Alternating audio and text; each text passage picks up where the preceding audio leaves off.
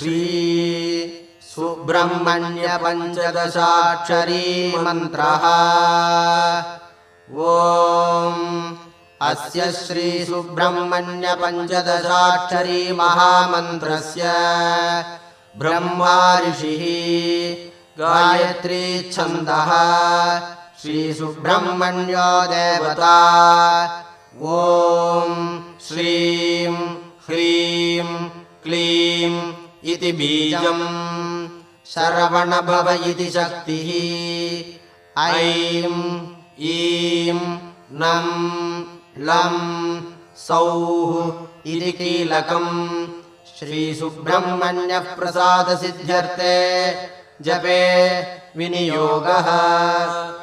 ध्यानं सिन्दूरारुणमिन्दु पद्मजैभिः षड्भिर्मुखैर्भासितं कारुण्यामृतपूरसुन्दरकरैः बान्तं द्विषल्लोचनैः बिभ्राणं वरमब्जयुग्ममभयं शक्तिद्वयं कार्मुकं खड्गं चर्मपृषत्कमङ्कुशगदे वल्लीशमीक्षे हृदि।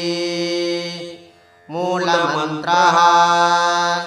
ॐ श्रीं ह्रीं क्लीं ऐं ईं नं लं सौः शरवण भव।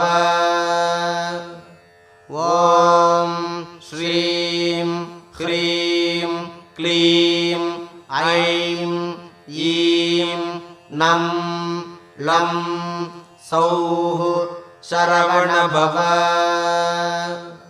ॐ श्रीं ह्रीं क्लीं ऐं ईं नं लं सौः शरवण भव। ॐ श्रीं ह्रीं क्लीं ऐं ईं नं लं सौः शरवण भव।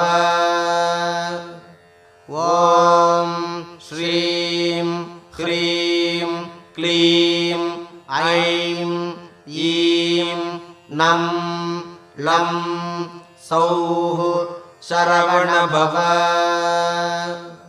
ॐ श्रीं ह्रीं क्लीं ऐं ईं नं लं सौः शरवण भव। ॐ श्रीं ह्रीं क्लीं ऐं ईं नं लं सौः शरवण भव।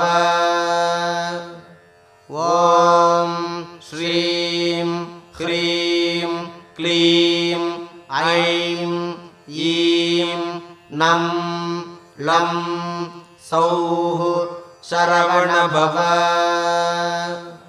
ॐ श्रीं ह्रीं क्लीं ऐं ईं नं लं सौः